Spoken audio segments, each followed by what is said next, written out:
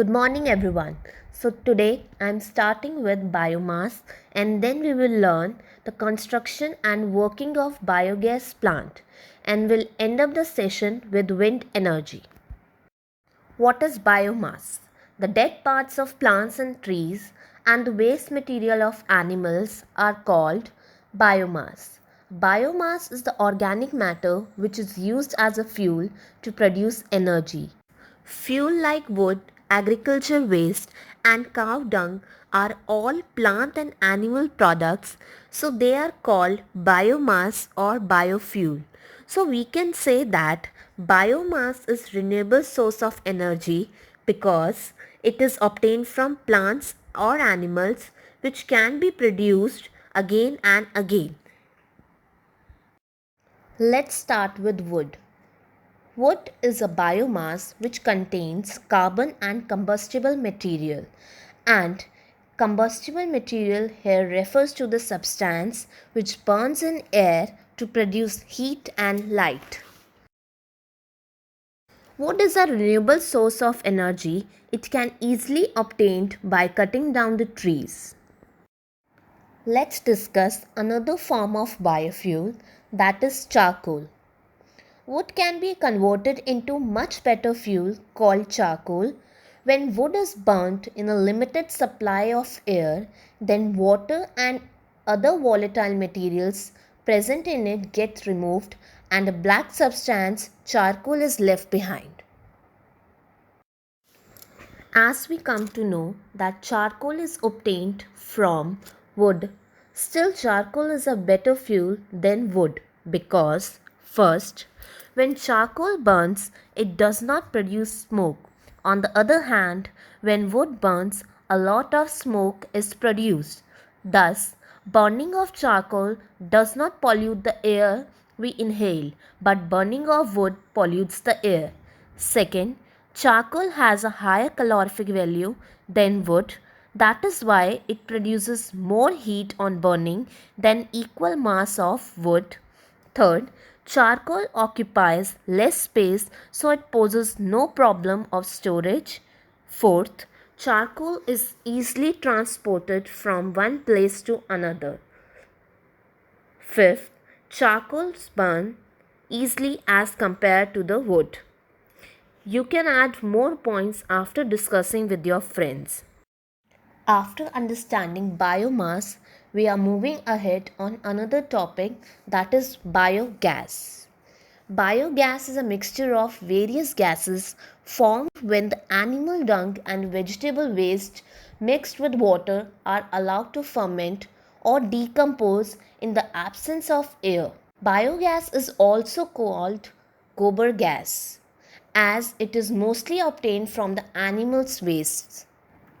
Let's discuss the constituents of biogas. Biogas is a mixture of various gases such as methane, carbon dioxide, hydrogen, and hydrogen sulfide. The chief constituent of biogas is methane gas. Now moving on to the construction and working of biogas plant. First we will learn the various parts which are involved in the construction. It consists of a well-like underground tank made up of bricks and cement. This tank is called digester and has inlet and outlet valves. The roof of the tank is dome-shaped. A gas outlet pipe at the top of the dome is fitted. The dome of the digester acts as a storage tank of biogas. There is a mixing tank made above the ground level which is connected to the inlet valve of the digester through a sloping inlet chamber below the ground level. On the other side of the digester, a rectangular tank called outlet chamber is constructed with bricks and cement. This outlet chamber is connected to the overflow tank which collects the used slurry. Now we will learn how it works. Animal dung is mixed with water to make slurry in the mixing tank. This slurry enters the digester through the inlet chamber.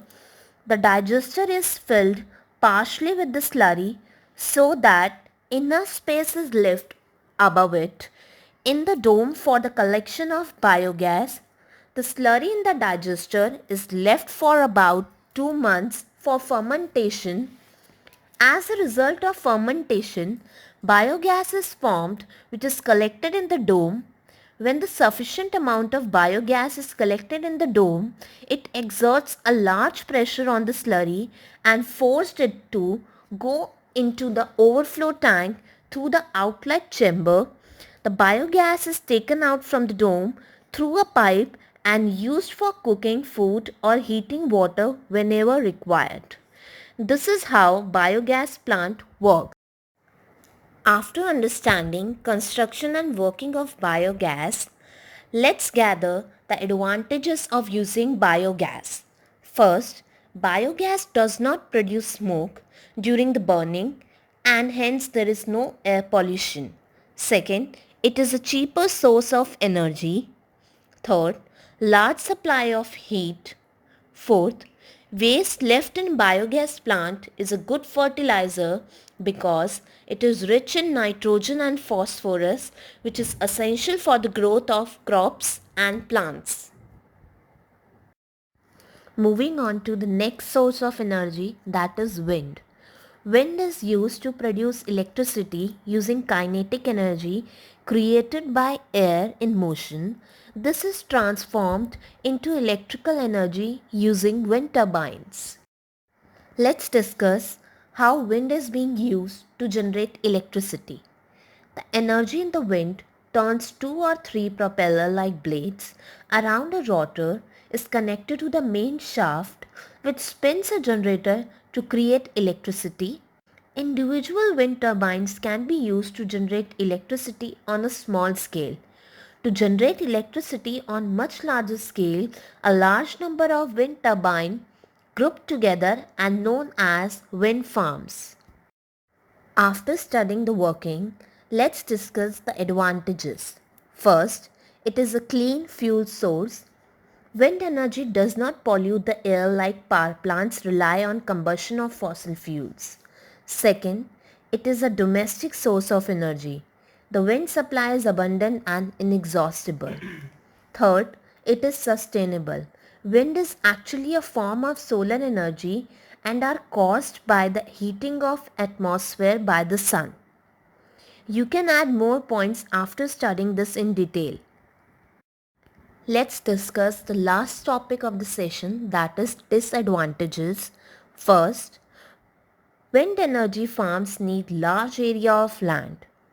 Second, wind turbines are expensive. Initial cost of establishing wind energy farm is very high. Third, wind fluctuates. Wind farms can only be established at those places where the wind speed is greater than 15 km per hour. Next, turbine might cause noise.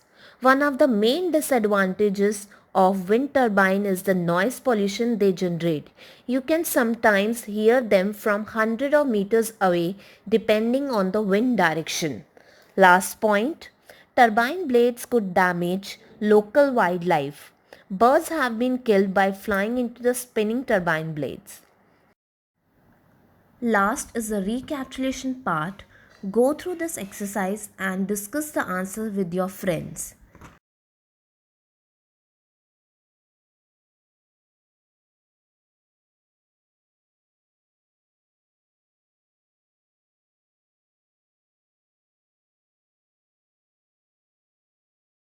Thank you everyone for watching the video.